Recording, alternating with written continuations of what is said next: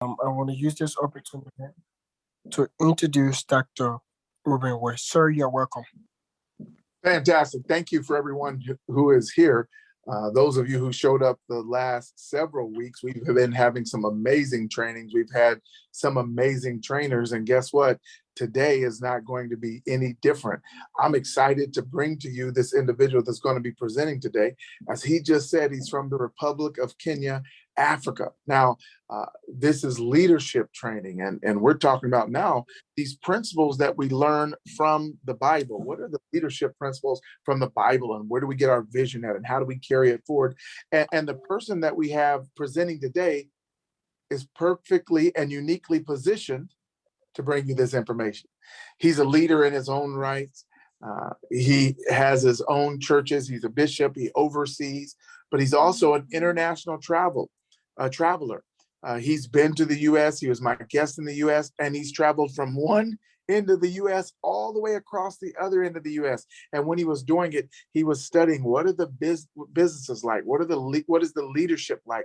What are they looking for? What are they looking to do? How do they connect with individuals from around the world? And he wanted to gather this information, watch this, not so he can move to the U.S., so he could bring it back to Kenya and implement the information. Sorry, Dr. West, can you please check? It seems like you are on mute.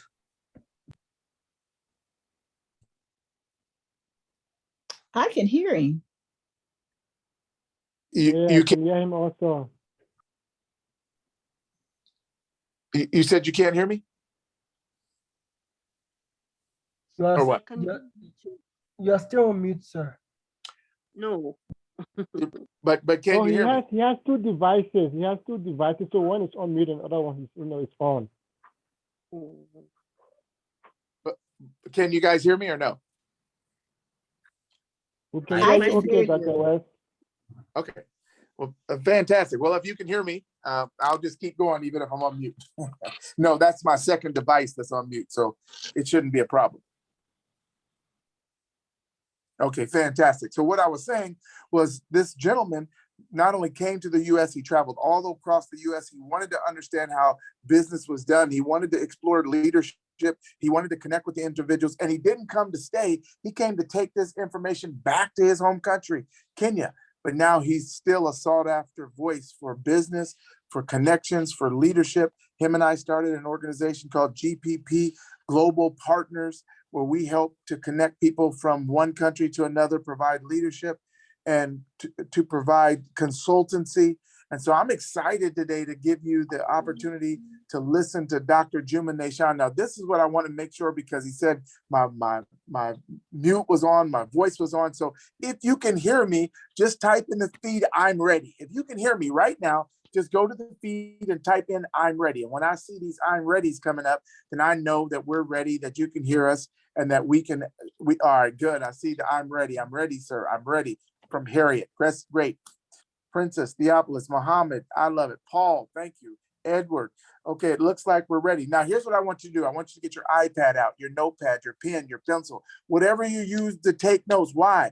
Because note takers are money makers. The hand is a digital recorder for the mind. The mind is for thinking, notes are to remember. And so with that being said, I'm bringing to the microphone, I'm bringing to the video, none other than Bishop Dr. Juma Nashon from the Republic of Kenya. Dr. Juma, please take it away, sir. Wow, thank you so much. Thank you so much, Dr. Ruben West, Your Excellency. I respect you. Thank you for that amazing introduction. You're a man who can never speak anything that is far from the truth. And I respect you for the great investment you have also put in my life, in a personal way, in a family way, and also in a ministry way as a church, the commission that I do lead, and also in all other aspects of my life. Thank you so much, sir, for that gracious introduction. And what about my great friend? I always regard you as Professor Otis Tokba. I salute you. Thank you for making it possible for such an amazing program. This is one of the very forums that I've been looking forward for. and I've been listening, I've been tuning in once in a while, despite the few commitments I've had. And it has been extremely blessing. Every speaker has been a huge, huge blessing. I can even witness and see my good friend, Barbara, who blessed us so much. So God bless all of us who are here. Thank you for all those of you who have joined in. And thank you for being part of this transformational program. I want to say, I do believe, as Dr. West has always said, it does not just take a vision, it also takes a visionary. And obviously all of us can accept and celebrate Otis for making it possible that this program is blessing our continent, and not just our continent, across other continents. That is even in the US. So we are live and we are being a blessing to our generation. So without wasting time, I am privileged to speak and to be part of the speakers in this very special forum of executive training. And my focus is on biblical perspective in leadership. And I think I love it because God has graciously endowed me with privileges and opportunities to learn from him in a personal way, and also to see what he has been doing in others. And I appreciate the great work that he does in others. And therefore I've developed a particular perspective into what the mind of God is on many issues. So in this forum, I just want to begin by, perhaps I know most of us who are tuned in are just curious to understand biblical perspective in leadership. What is it all about? We have heard so much about strategic leadership. We have had so powerful concepts on leadership that come from the business world, business model. We have also other perspectives that have come, but I want to begin here. When we talk about biblical perspective in leadership, what are we really meaning when we say so? Perspective is the word I want to focus on, because if you can't understand that word, then you miss the entire presentation and entire points. Now, perspective is a word from the Latin origin, and the Latin root word of perspective simply means to look through, or rather perceive. That is the simple meaning of perspective, to look through or perceive. That is the Latin root word when you're looking at perspective. So what exactly does that imply? It simply implies the way we see or understand things. That's perspective. How do you see things? And in this case, we are looking at things in the eyes of the Bible. That is biblical perspective. So we are looking at leadership with the biblical lenses, with the biblical eye.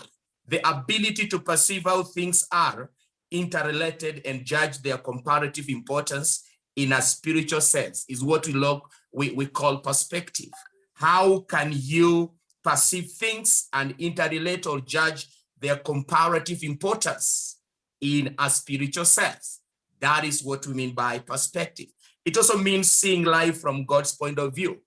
When we see life in God's point of view, we are simply having a particular perspective that God has. Understanding the why question also speaks on perspective. Why God said whatever he said. Why did God say love one another? Why did God say forgive? Why does God say pray? So understanding the why questions. Why God established this church? Why exactly did God establish church? Why did he do whatever he did? That is perspective. So whatever God has ordained, he has the blueprint to sustain it. And therefore, in this very entire course, we are going to appreciate why things are the way they are established. We are going to appreciate the long-term choices, actions that we take in life.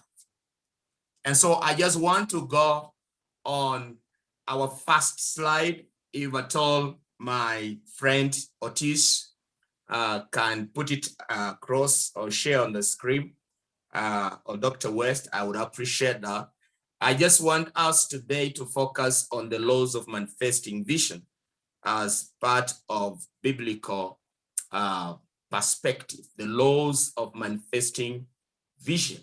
That is our focus in tonight's presentation. I don't know where you are this day, but here it is tonight. So I want us to focus on the laws of manifesting vision, right?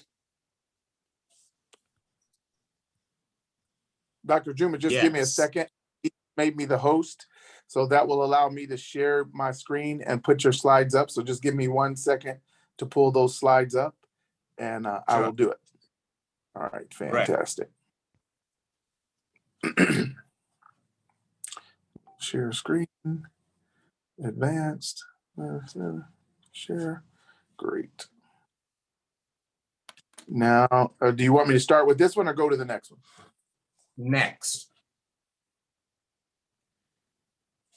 So that's our introductory part of it. I just want to emphasize one point because I do believe I am talking to very great people, and great people definitely have a certain given way they look at life. So in that introduction, as we focus on the laws of manifesting vision, you realize I have mentioned and emphasized that great people ask great questions.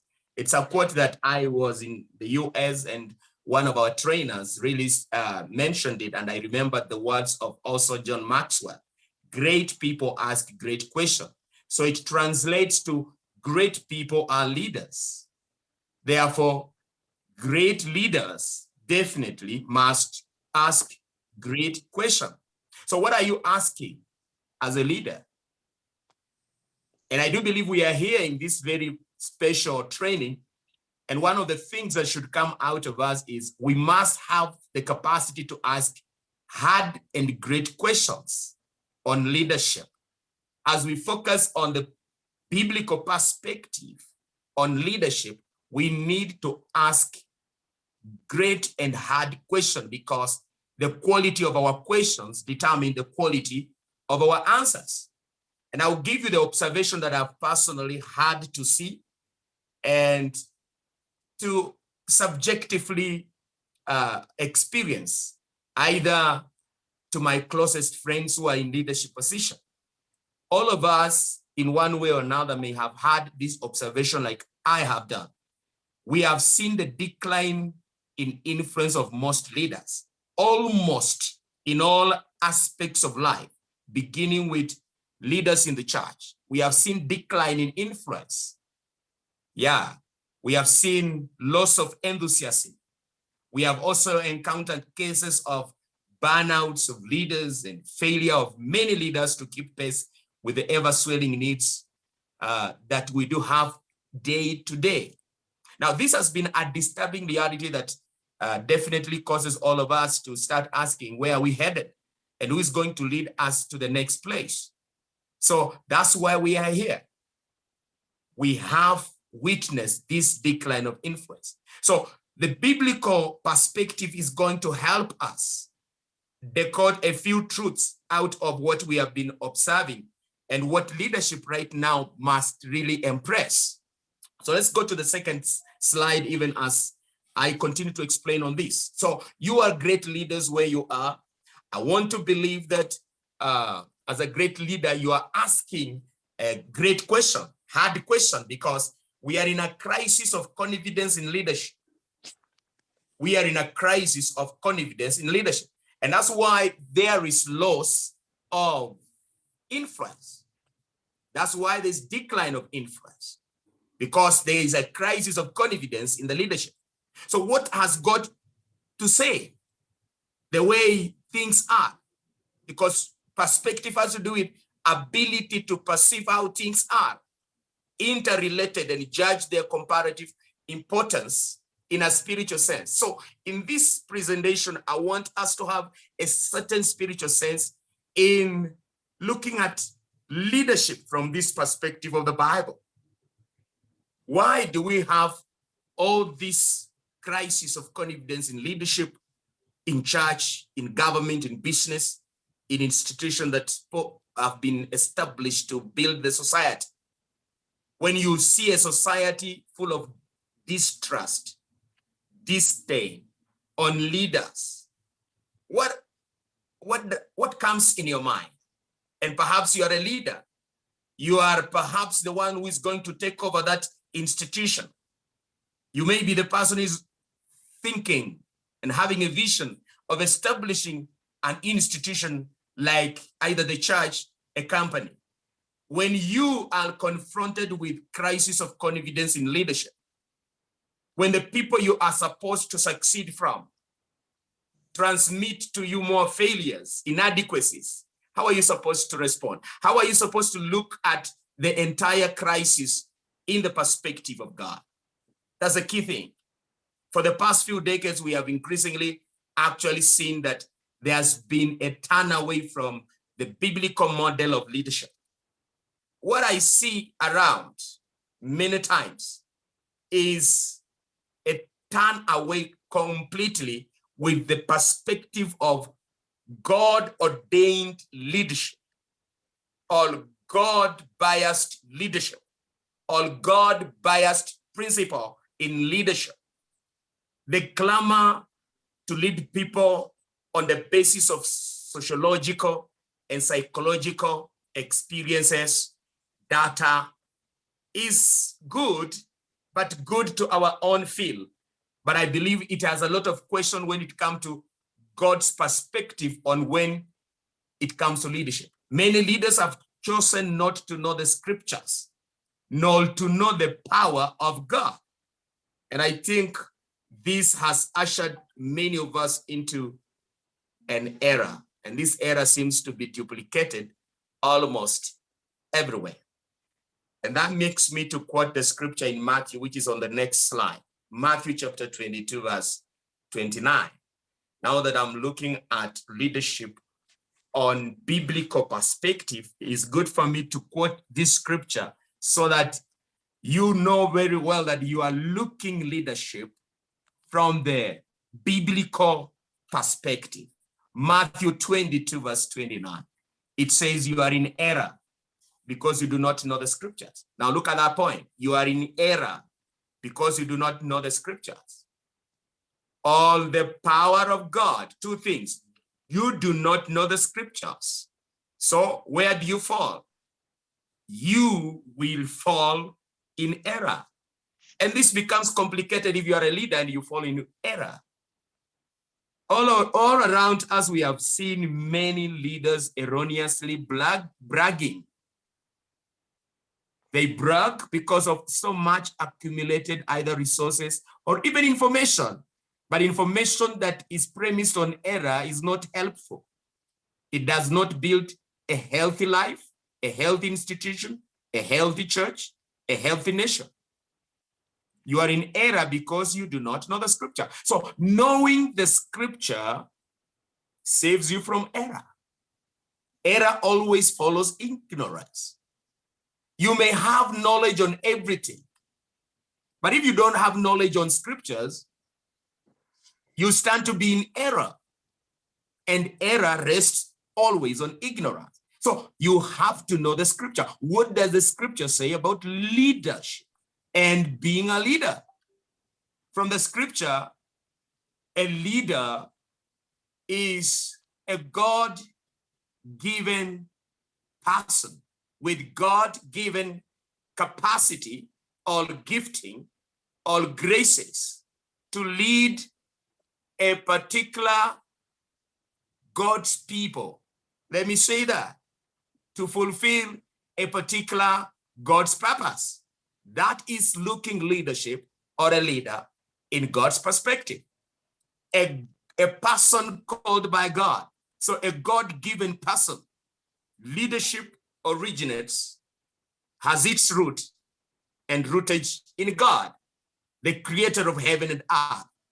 He that has done this creation work also sustains this work.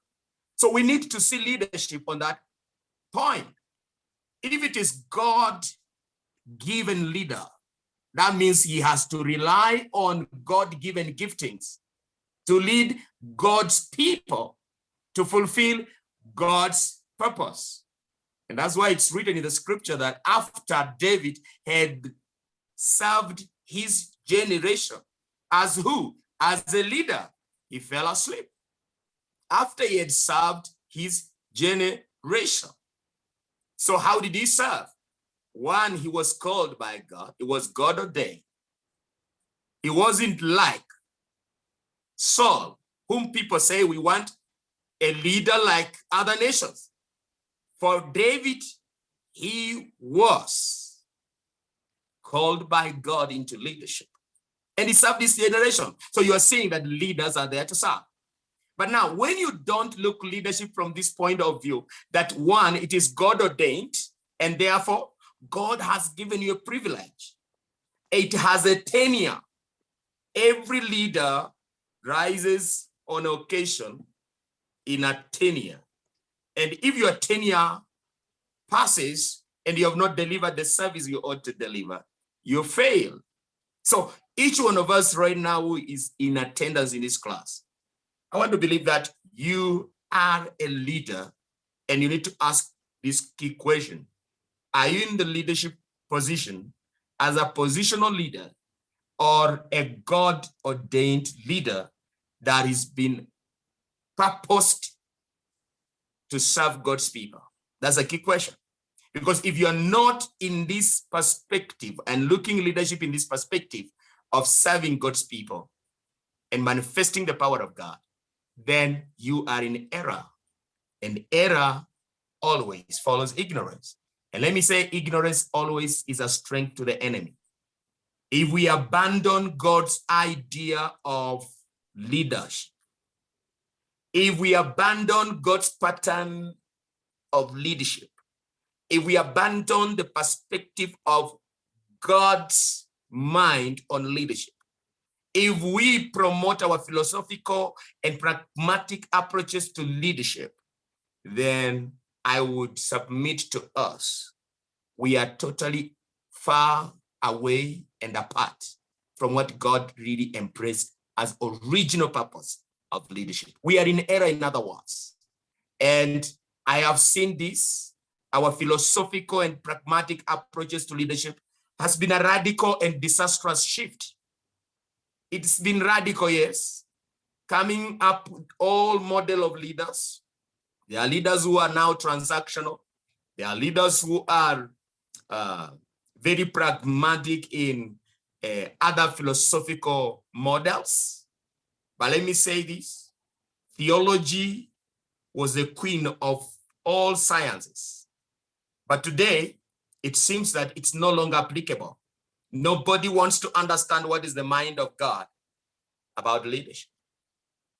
So I want you to reflect on this. Where is your leadership originating from? Perhaps you can remove the screen so that I would just want to have a feel of our students. Are you a leader? Where is your leadership rooted? Is it rooted in God? Is a reflection I want us to have. Are you just an inheritor? Somebody voted you, preferred you, or do you feel that you're in leadership as a calling? It's a personal reflection. And what kind of model of leadership are you modeling? What perspective is leading you in leadership? If theology was the queen of the sciences, in other words, all the sciences that we do have all around that we study about, it has its principles in the study of God's word. That is theology. Theo meaning God, logy meaning knowledge about God. All sciences have their rootage. And there was time when even none. I was reading about the universities that are celebrated in the world, Princeton University, Yale University, Harvard University. It has all rootage in Christian principles or biblical principles. But I want you to see, I want you to look what happened. What really happened?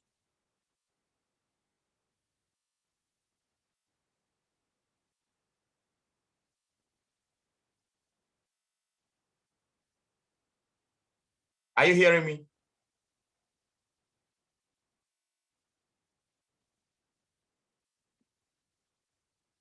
Yes, Sure. Doc. Somebody started sharing their screen, and if they would just, there we go, they took it away. Go ahead. We are Okay. hearing you. Well, You're good. participant screenshot, try to. Yes, I just want, before we look at the laws of manifesting vision, I just want to have a response from a few of you. Have you observed that? Do we agree that there are leaders who are in the leadership because of positional leadership, and they are really not inspired? And what kind of philosophy are they using? Or where do they really browse in their wisdom in leading people? I want just to hear a response, at least from 2 or 3 people, then we go to this other part. Whoever can react on it, I want to feel your response.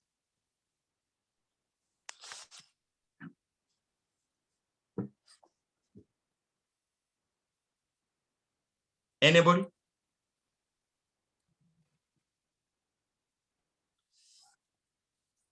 If Well, you have Doc, observed, yes. you know, one of the things I would say is that when it comes to leadership and people put in leadership positions, I think we have a lot of, it's not principle-centered leaders, but transactional-centered leaders. And they've been selected or appointed based on some sort of transaction that they've promised to a certain group of people or a certain group of individuals. And the problem with that is that since they're not based on principles, even when they get in position to deliver the transaction, oftentimes it still doesn't happen because they are not based in principle. So once they get in the leadership position, all of the things that they promised, all of the things that they guaranteed, and it's been my experience, goes away. Hopefully that was what you were asking. Absolutely, absolutely. Thank you for that particular good feedback. In fact, you've just almost concluded what I wanted to conclude, but let me hear some more responses from our students. Okay, so Dr. Juma, this is Momo. I'm also from Nairobi. A lot of times we find ourselves putting leaders into positions based on what we can get from them. So most times it's not really about principles, it's just basically what we can get from them, what they can give us before being placed in those positions. So a lot of times, they don't have anything to deliver because they've actually bought their ways, to the top, to leadership. I don't. Can you hear me? Yes. Yes. Yes. Okay, good. So basically, it's not about what they stand for. It's not about principles. It's just they just buy their way to the top, buy their way to leadership. So there's nothing they can deliver. There's nothing to hold them accountable to. That's my input. Fantastic. Similar observation. I have what you just presented. Similar observation, transactional all around. Any other person? Yes. Thank you very much. Can you get me?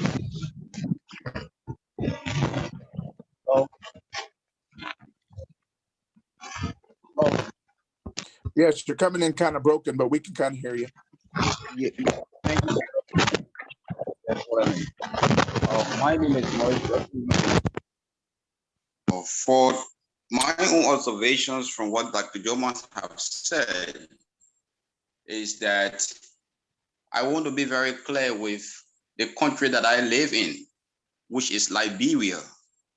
In our setting, I do believe that a lot of people do not merit the leadership positions that have been given to them, but demerit it Why do I say this?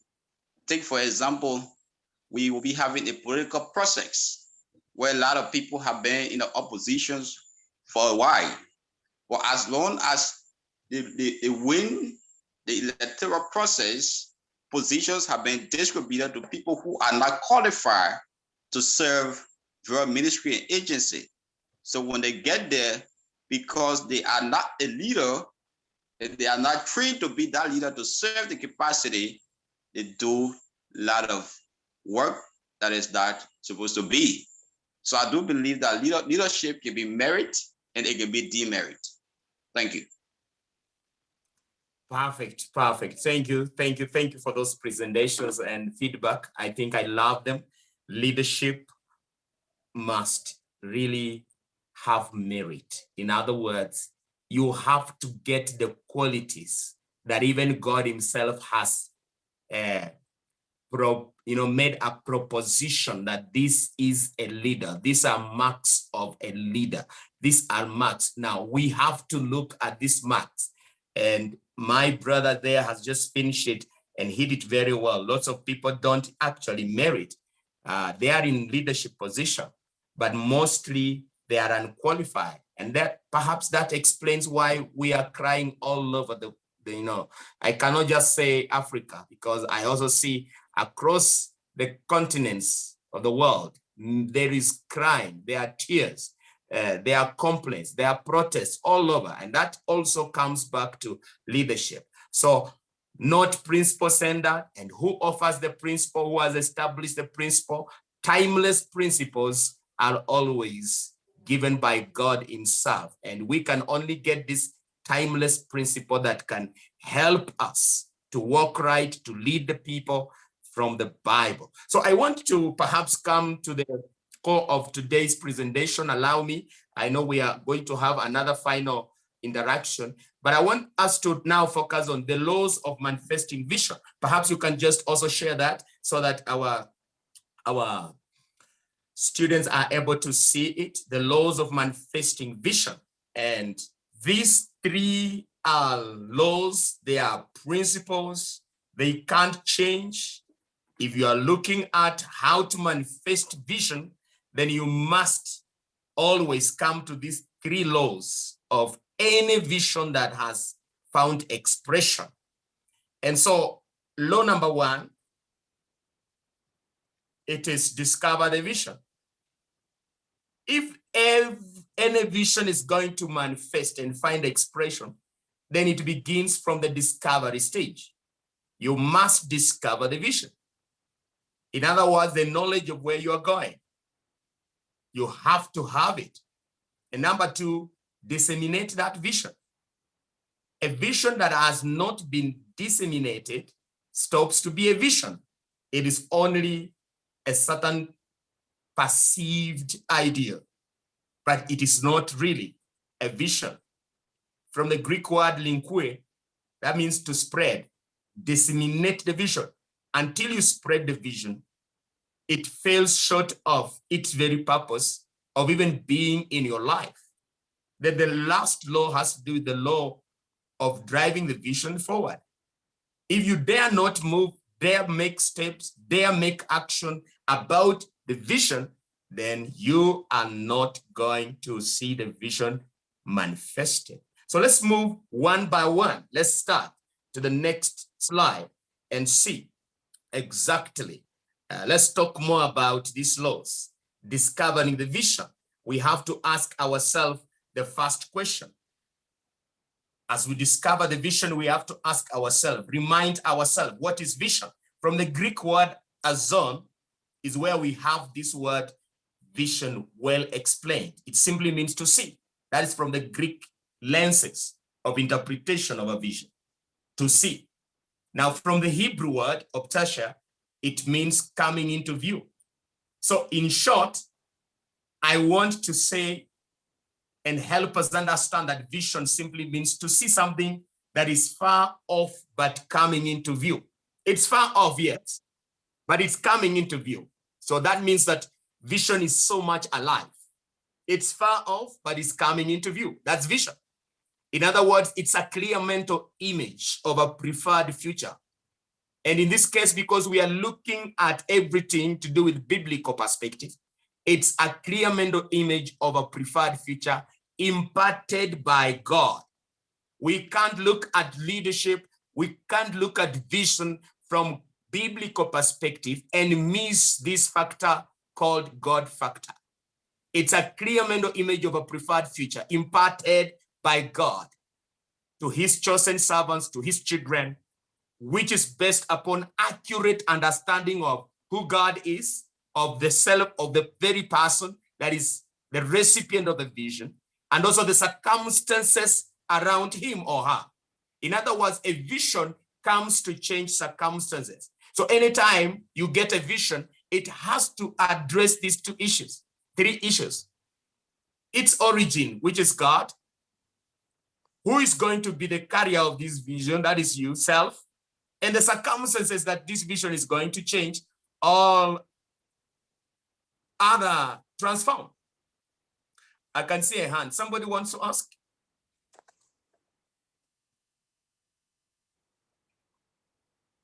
Is somebody with a question? No, sir. I think that was up when you were asking for people to comment. Let's just keep going, and then we'll pick them up at the end. Oh, good. So it's also the ability to see what needs to be done. That is vision. Ability to see what needs to be done. The foresight with insight based on insight. Things that have been taking place behind there. They need an answer. That's when we look at foresight with insight based on hindsight. What has been taking place warrants somebody with a vision. What is going to address the situation? Some idealized goal that the leader wants the organization to achieve. That's vision. The revelation of God's plan, the insight of God provided as instruction to your path of life and the understanding of the way forward of a matter. That's what we call vision. Then what are the characteristics of the vision? What are the characteristics of the vision? We have seen what vision is indeed. I'm sure that what I'm speaking and conversing together with us in a discretion of the leadership of Otis, you're going to, in case I'm very fast, you're going to get some of this particular material. So I want to look at the characteristic now that we have seen the vision. All this has to do with discovering vision. You have to know what vision is in the lenses of the Bible. And I believe I've done justice to make that presentation on what vision is from the Bible perspective. Then what are the characteristics of vision? It always begins as a burden or concern. I will focus on Nehemiah, whom I'm going to perhaps bring a summary of how he was able to discover vision, on how he was able to disseminate vision, and on how he was able to drive the vision forward. I will focus on this biblical character called Nehemiah, but it will be as a summary. But let's look at characteristic of vision. Characteristic of vision. So one of it is that it begins as a burden or concern. When you have a burden over children, it may be over children, it may be over fellow leaders, it may be, now for you to enter into perhaps politics, there are so many Christians who have always had a certain given sense, and sometimes they lose the vision towards politics because of so much error associated with politics. But I want to bring this to our understanding. You know, in Kenya here, we've had leadership crisis. And I've also encountered in our pastoral programs, I've encountered some crazy opinion about how politics is dirty, about how politics is ungodly, about how we need a born-again Christian to be the president. They are crazy, they are good, they are great, we really need. At one time, I just challenged somebody and said, well, I don't think that presidency is predicated on our religious bias. If God raises leaders, he raises on his discretion, on his wisdom. And he knows what? Sometimes we may not be very comfortable with the leader because he does not share in our faith, but that does not mean that that leader has not been raised by God. So we need really to understand and not perhaps to front our religious bias into even issues leadership. We do believe that the earth and the heavens belongs to God, and therefore ultimately he has to always lead the course of a leader. This may sound controversial, but let me say this. Every vision begins with a burden. You can be a very good Christian, a very polished leader of a Christian entity, but you have no burden about the nation. Why should God give you to lead a nation and you have no burden? The only burden you have is a burden of a church. And I'm just looking at the characteristic of vision. You have a burden of your own family. You have a burden of your own local village. How will God give you a leadership of a nation? So every vision begins as a burden or concern. So when you're talking about you want to be a leader of the nation, what level and degree of burden do you have about this nation? A vision is always challenging, so it demands faith. Most of the vision that have to be implemented, accomplished, they do not begin with the resources. Somebody has a vision and has no any knowledge about where he or she is going to get resources. So where does actually vision begin? It begins in the place of faith. So it's challenging. So it demands faith. It also demands sacrifice and resilience. Those are characteristics.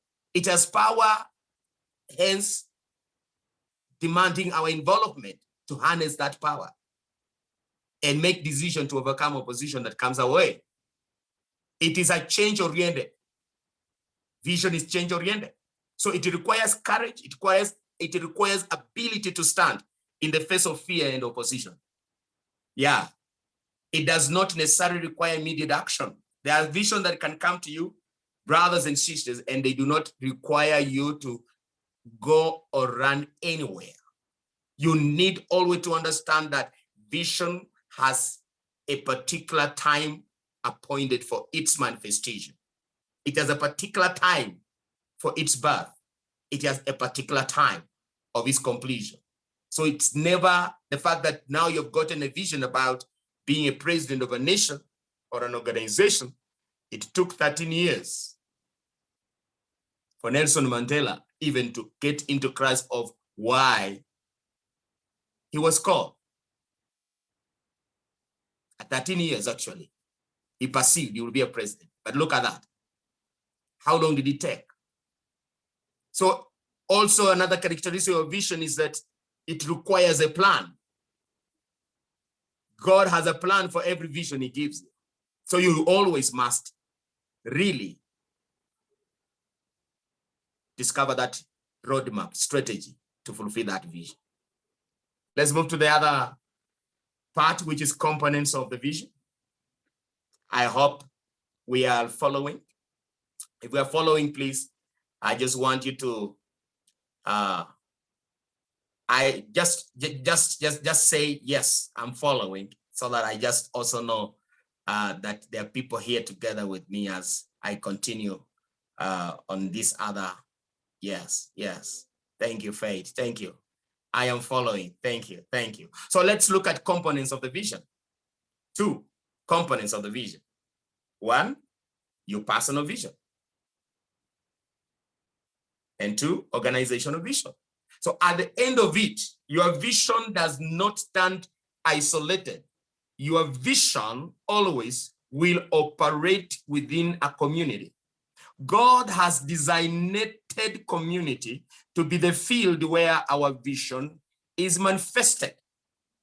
You will never progress and even enjoy or have success in any given isolated environment or in a vacuum.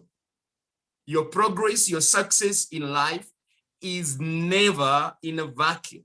It's in a community. So you always must, first of all, establish this first component of your vision, your personal vision. It is going to determine your role in the community. So your personal vision is very important. It is premised on your personality. It's premised on your gifts. It's premised on your experiences. Yes, and your passion. Where do you hope to be as a person is a key question on your personal vision. And it is every experience in your life is a very, very, very rich resource in defining your personal vision. I will repeat, every experience, whether negative or positive, whatever it may be, it has much to do with being the resource material for your vision. So it is good for you to capture, even when it is as disastrous as well. Even if it has brought you the trauma, never miss a lesson in every disaster that you find yourself in. Pick a lesson and rise up.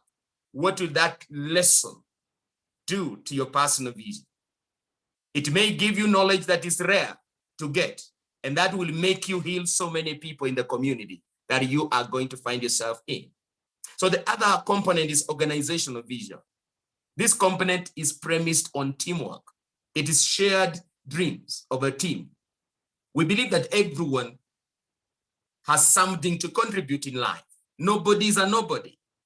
And that's where organizational vision comes in. You always must give yourself permission to listen others, to hear others, to give others space to bring out what they carry. You gain more by giving others permission to see what they have. Perhaps what you have is dependent and it is complementing another person's. How will you really find your vision manifest if you don't give others a space to bring out what they carry? Let's go to the other slide.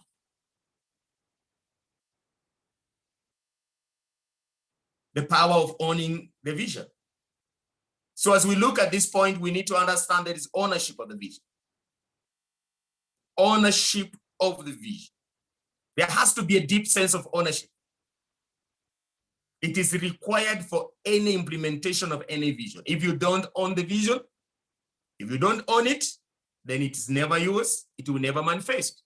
Unless there is broad vision ownership, when it comes to the organization, there will never be strong support, either for the leader or for the very mission of that very organization. There will never be support. Defining the vision should be determined together when it comes to organizational vision.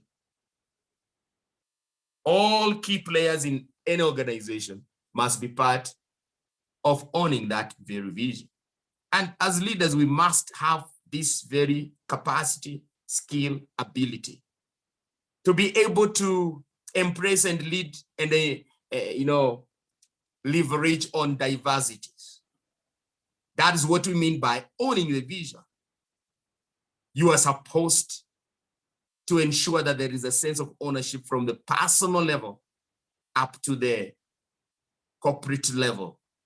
Everyone has to make a contribution so that it is a shared vision. That's how success in any given vision comes. Let's move to the other second law, the law of disseminating the vision. The vision remains on the drawing board until it is disseminated. Very important.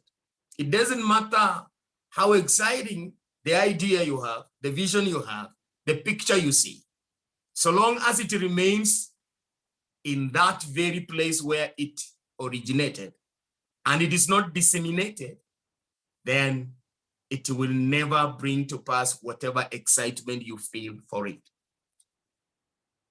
The vision always remains on the drawing board and unattended and useless until it moves to this second stage, and which introduces the law of dissemination of the vision.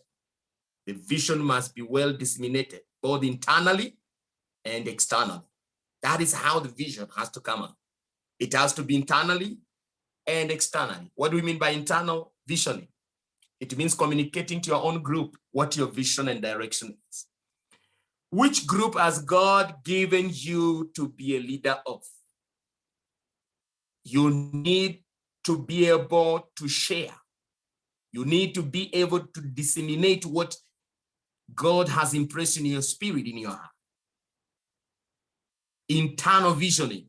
You have to communicate if it has to do with the youth. You have to communicate if it has to do with women. You have to communicate if it has to do with fellow leaders, founders of organization. You have to disseminate. God has called me for this.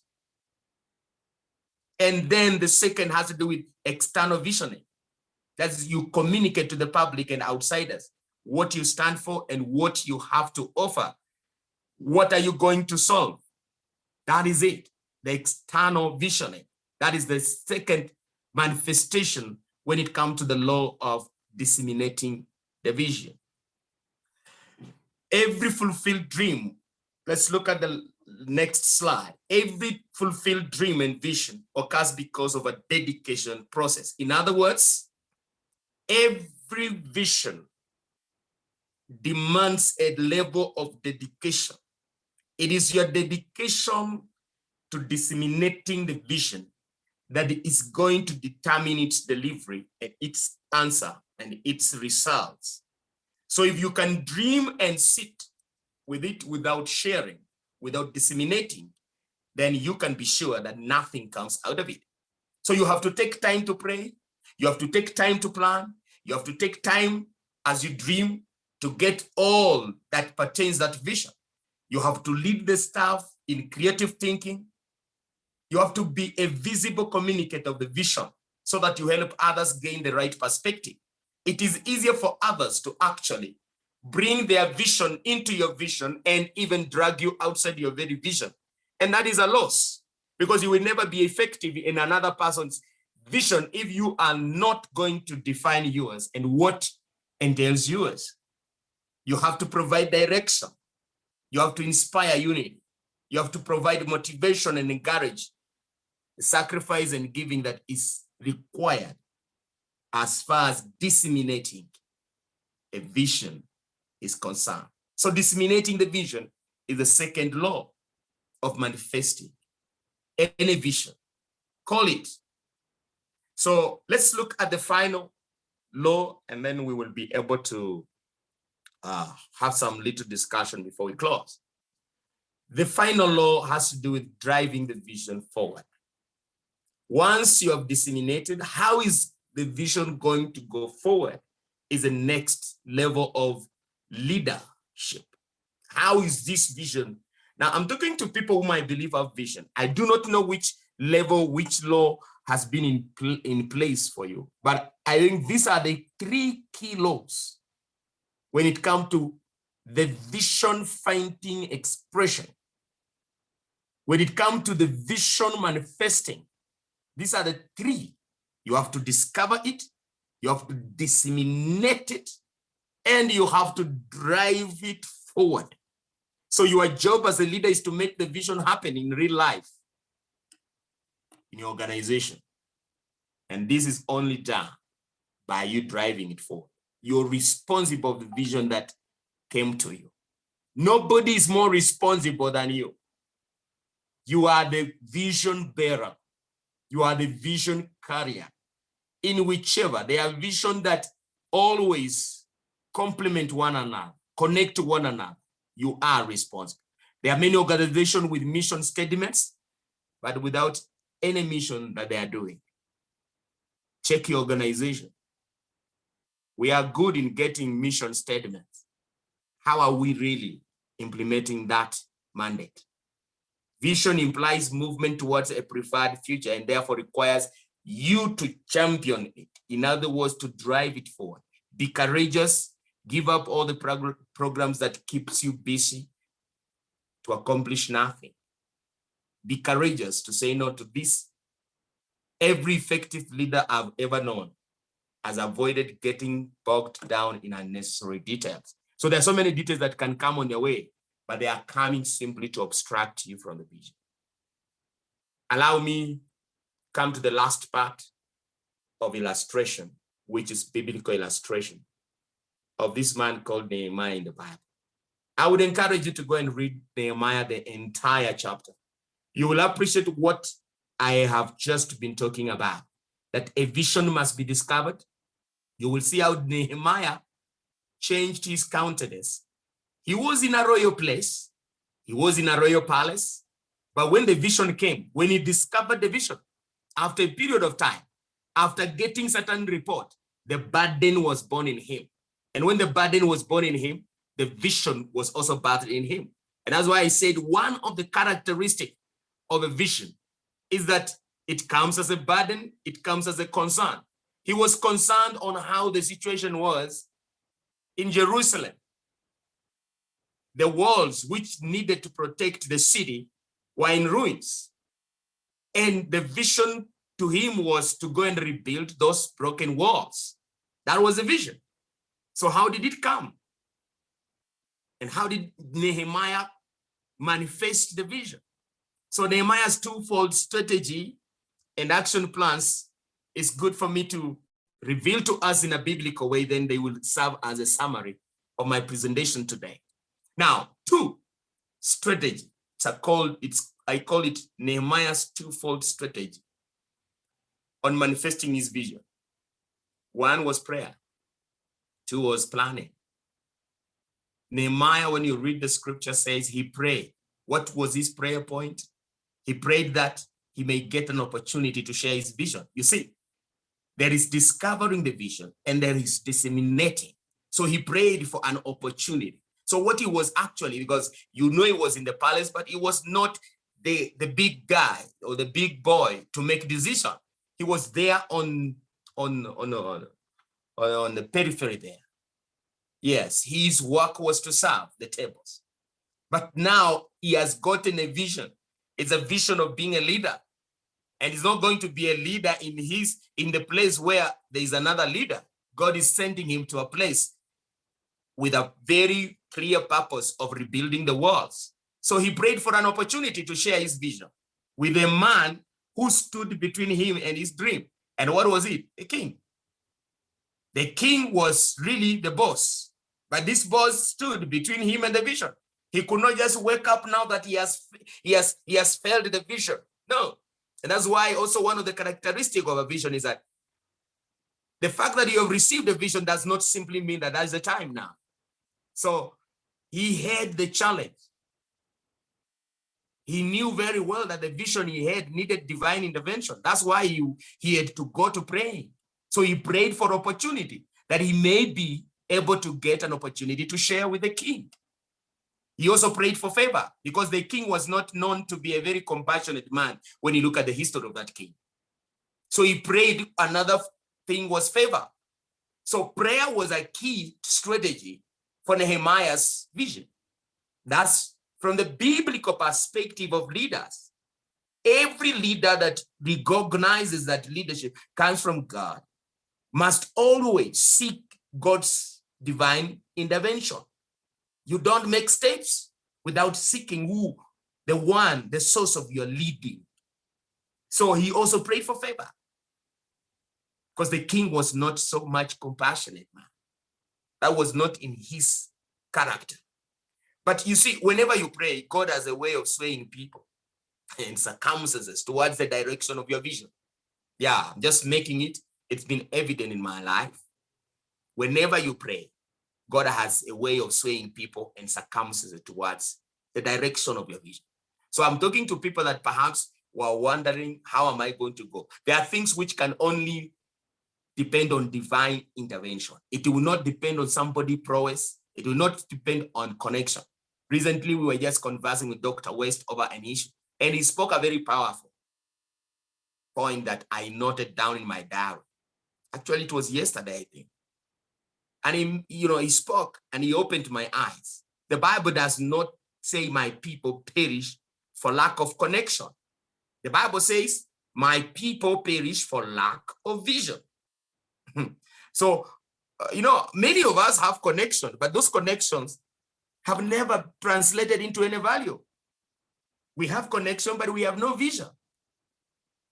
So long as you have connection and you have no vision, your connection will never amount to any given value. So the first place is you have to discover the vision. It is a vision that attracts resources. It's the vision that attracts people. It is the vision that has the magnet of continuity, of relevance, of productivity, of transformation. It is a vision. It is not connection. So many people are connected, but the connection has never validated their usefulness and resourcefulness. So I'm simply saying and submitting to us that God has a way of swaying people and circumstances towards the direction of your vision. So don't give up. Don't give up. Nehemiah knew that prayer alone would not replace the decisive action. He's a visionary man. He knows very well, I will not pray. There are many of us, especially Christians, that are very prayerful. Sometimes we look prayerful, but prayerfulness does really not even mean that you're praying. It is good for me to make that observation. There are many people who are prayerful, but even when you come to them and ask them, what were you praying for? They can never tell you. They are just in the mood of prayerfulness. It's like, you know, we have had a certain given culture. We are cultured in a certain religious way. And because of prayerful mood, we are just cultured in that manner. It massages our spiritual conviction in a way. But this is not to disregard and, you know, make you not to be prayerful and pray. I'm simply saying that in your prayerfulness, ensure you're praying. So Nehemiah knew that prayer alone would not replace the action he needed to take. So I also want to say, after you pray, do not sit there and say, I've prayed. You need to take action. Every vision must take action. So our final slide, Nehemiah's action points to drive the vision forward. Nehemiah's action points to drive the vision forward. Now, when you read the book of Nehemiah, you realize that one of his action points. Now, people, we have now left the place of prayer. Prayer was one strategy. Now, another strategy was planning. In planning, you have action point. Look at the action points of Nehemiah. One, he convinced the king to allow him leave his service in the palace. It was not easy. He's a servant in the palace. How can you just walk away? He had to convince the king that he had a persuading vision. So the king had to give him permission. Number two, convince the king to lend financial support to the building project because he was going to do a project that is massive. He required resources, but he had connection to the king. So connections are there, but they can only be advantageous when you have a vision. There's no need of connection when you are visionless. Yeah. Procure letters from the king to the governors in the surrounding areas, asking them to provide him safe conduct along the way. He needed protection. And because he was serving in the king's palace, he only needed favor before the king. And then the king could do anything that he wanted. So sometimes God places us in around people whom we only need their word, their signature, and we are already fulfilling the vision. Number four, work out a deal with Asaph, keeper of the king's forest, to procure lumber to build the city gates, as well as a home for him. In other words, he already sat down and really made the cost, the budget. He knew which resources are required. So every visionary, you must have that particular projected budget. When somebody comes and say, oh, yes, I want to build you this particular, like I must convey that, you know, at one time, Dr. West, God touched him and he was like, hey, what's happening with the children there? I've seen it in the Facebook. I told him. And without knowing, God used him in an amazing way to build a facility today that is very, very, very inspiring to the community. And how did it come? God inspired. I did not know, but I had a vision. And there God knows. When you're thinking in a local way, God is planning in a universal way. So you may only look at your two connections here, then God surprises you because God's eyes always are in a universal. He's the God of the heaven and the earth. So he knows you may be looking at your village only to realize that whatever you're looking is going to come from another part. Number 5, he asked the king for the title of governor of Judah. A title was very important. A title in this case was very important, but the title followed the vision. The title never preceded the vision. The vision must precede the title. Organize and equip the inhabitants of Jerusalem. These were action points. And finally, to begin construction. Ladies and gentlemen, Nehemiah did not just pray. Nehemiah planned.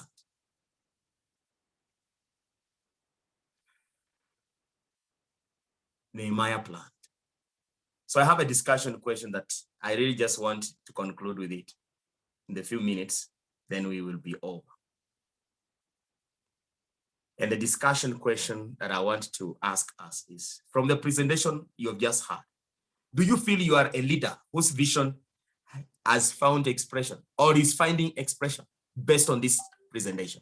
I just want to hear some few reactions and responses, and I believe we will appreciate what we have learned. So, welcome. Thank you very much, Dr. Juma.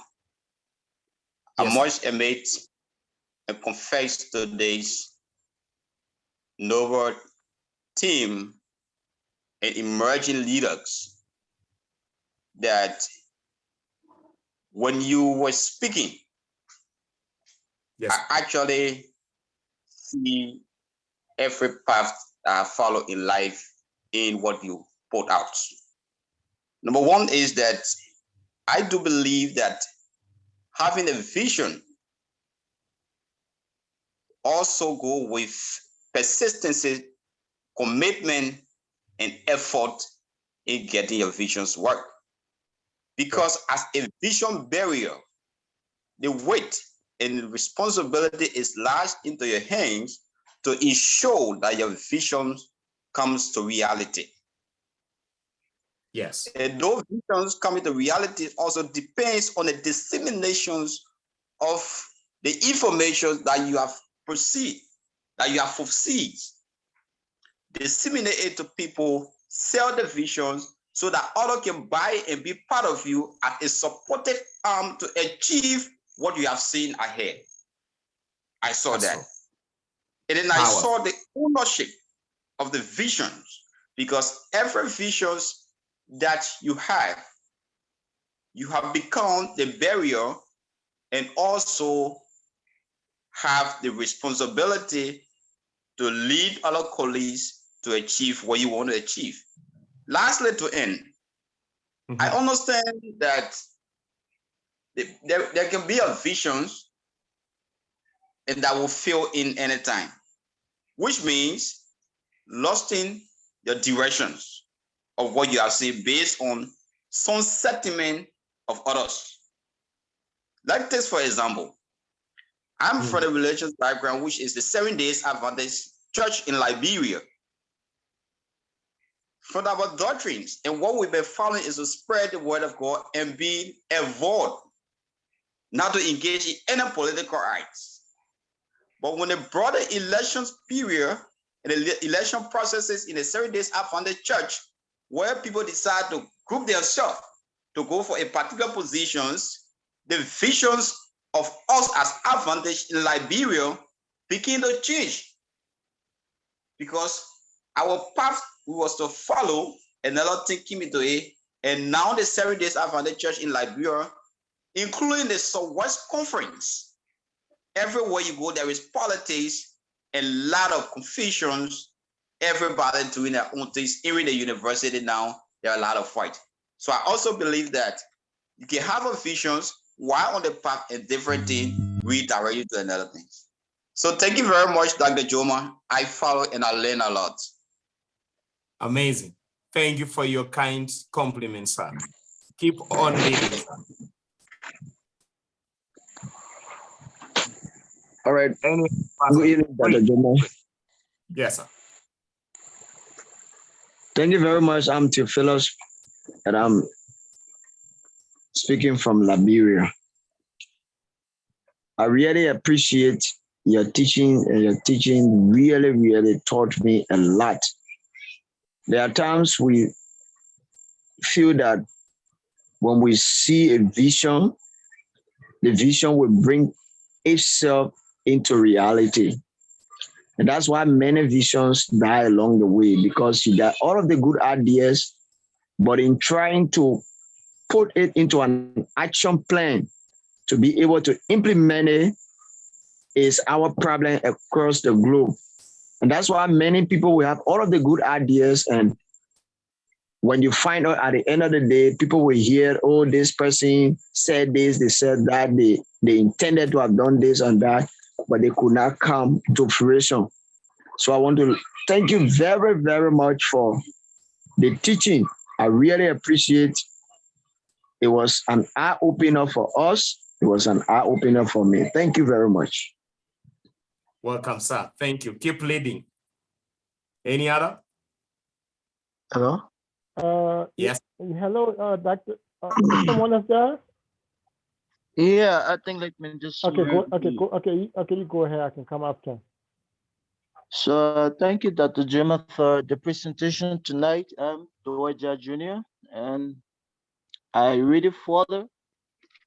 And as you are presenting, I really focus on this question: why the crisis in leadership? This question was my major focus tonight, and I concluded to some answers to this question from this quote that says, "Theologic was the queen of science." And I think today we have forgotten the biblical aspects of our leadership. We also, who elect or appoint our leader, forgot that we have to build or appoint or elect our leaders on biblical principles. And the leader who also we elect or appoint also forget to build their leadership on the biblical principles. So the reason we have crisis in our leadership, I have concluded tonight, because we forgot to build our leadership on the biblical principles or aspects.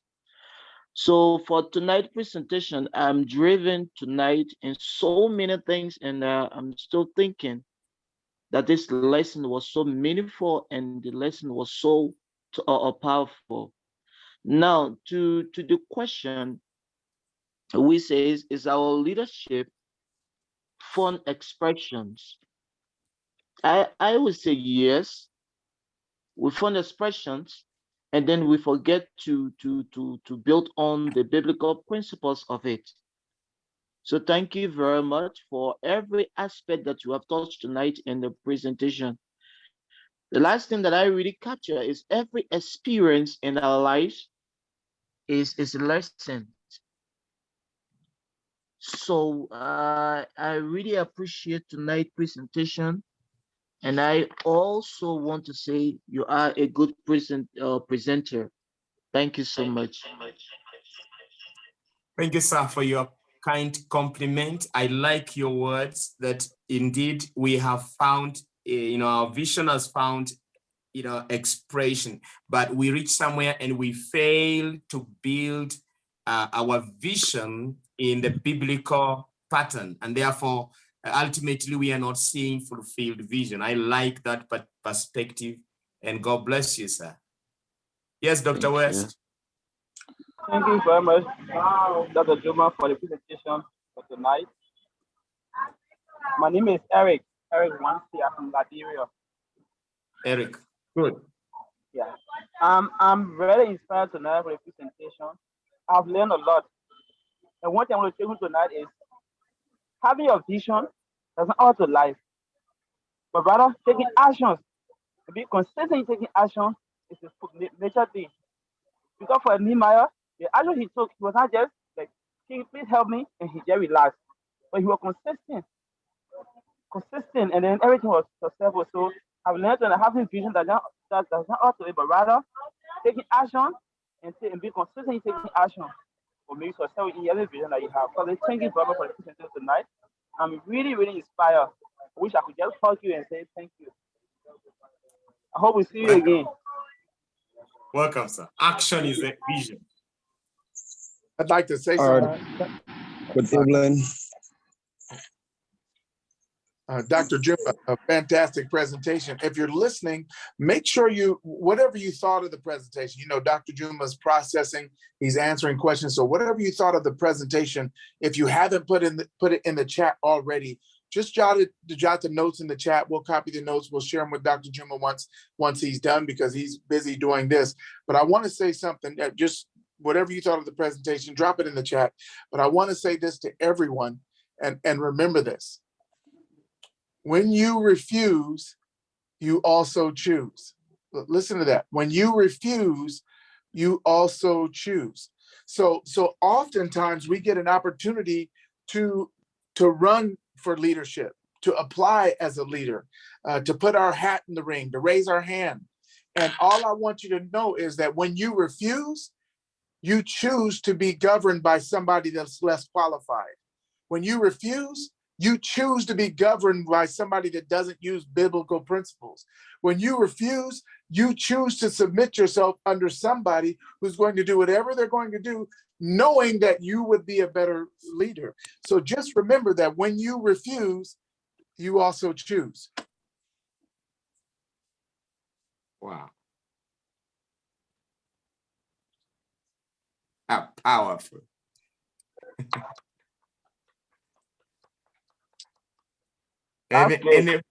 Any question? Yeah, I have a question. This is Momo from Nairobi. So Dr. Juma, thank you so much for the presentation. Trust me, it's powerful, and it's supposed to guide us on how we can be better leaders in driving our vision forward, in bringing our vision to fruition. This is practical, a practical approach, in achieving whatever it is that we set our eyes on, and I appreciate it so much. So from the beginning of the presentation, you talked about the decline in influence in society, which has to do with I call it a crisis of confidence in leadership. So and then you talk about leaders being raised by God. So my question is, how do we determine a leader that's raised by God? How can we determine a leader that is raised by God? Because a lot of times, especially for us in Africa, I'm just speaking from a practical standpoint. A lot of times, leaders come, we feel that they are sent by God, and probably because they are from a certain sector, but they feel miserably, and then at the end of the day, we realize that this isn't God's purpose for us, So is this something that we can tell from the start, from the beginning? Good question, sir. Good question. How do we really determine leaders raised by God? And really, there are so many who have come and even demonstrated they are really from God. And then along the way, we are wondering whether really this is it. Did we see right? Did we? Now, let me say that God is not mute when it comes to the people he has raised. God is not mute in his principles, even to shape and to help us to know that this man is under the working of God. We do not have perfect specimen. We know very well that way, but always we are able to detect a leader when he is under the unction of God. We will always see the teachability, the humility that follows his leadership. Whenever something that happens that is not right, we can always see his humility in wanting to do what is right. Why am I saying so? I'm saying so is because leadership is not about, doing things right. It is about doing the right things. That's leadership. So there is that which is right, and that which is right is always in the perspective of God. And we can always go to the scripture and be able to decode that this is indeed the right thing. So I want to say your question is great. How do we determine leaders? We are not dislinked from the truth about who a leader is, which are the qualities of a leader from the biblical and scripture. So whenever we see a deviation from that, we are able to say, well, I think this person only pretended. And one of the things I should also remind us is that you can never consistently be who you are not. So if you are truly a leader, you will consistently manifest leadership patterned with the perspective of God. That's what I may perhaps submit.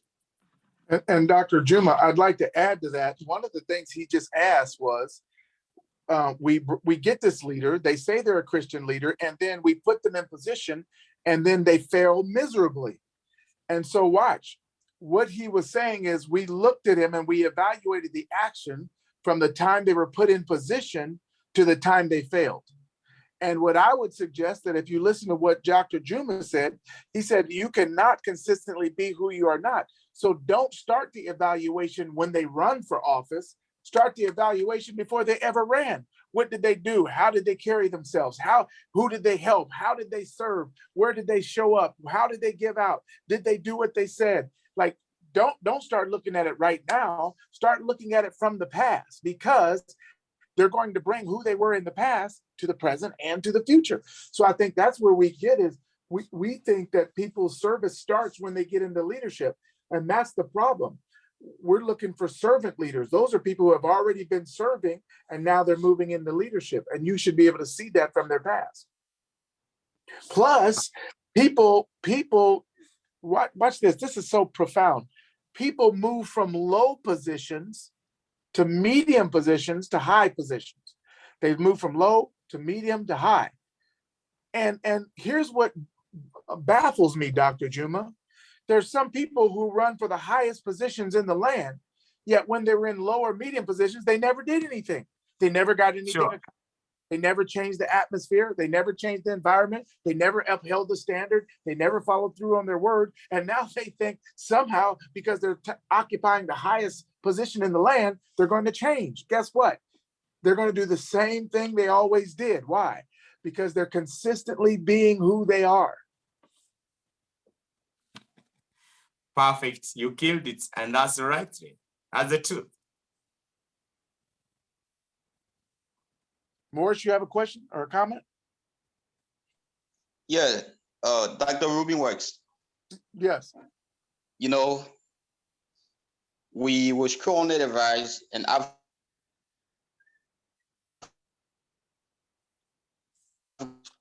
Say that again, you broke up. that Dr. Rubin was come to Liberia because can you hello? Yes. Hello? Yes. Thank you, Dr. Rubin Weiss. For what I was saying, I said we will advocate a work to show that Dr. Rubin Weiss come to Liberia and impart knowledge in the emerging leaders within our country, because for every quote that Dr. Rubin Weiss sent out to these noble institutions, students, we learn that for what you are saying, you say there are people who lead from small, medium, and large. The county that I'm in, which is Riverside County Coronet, the senator was a janitor. He emerged as a superintendent. They saw the leadership in him. They made him a representative. From representative, today he is a senator. And he's leading well, and the people trying to retain him. So you got to see and elect people based on their previous performance, what they've been doing before you can be able to elect them or give them a positions. Because a lot of people wanting to come to our positions, it have been that plan. So what they can do, they try doing things to impress other people. So if we don't think well and be careful, we see what they're doing on the surface before becoming a leader. When we elect them, they're going to fail us because it's not their area. So thank you, Dr. Ruben West. We learn. Exactly. Well, like we said before, leadership doesn't change who a person is. It exposes who a person is. So if they're honest, put them in leadership, they get more opportunities to be honest. If they're caring, serving, and committed, they get more opportunities to be caring, serving, and committed. If they're dishonest, you put them in leadership, they get more opportunities to be dishonest. So that's why you have to go on who they've always been. Remember, I said, words say who a person wants to be. Actions show you who they are. And the mistake we make when it comes to leaders is we listen to their words. Well, what are they supposed to say? They want to get you to vote.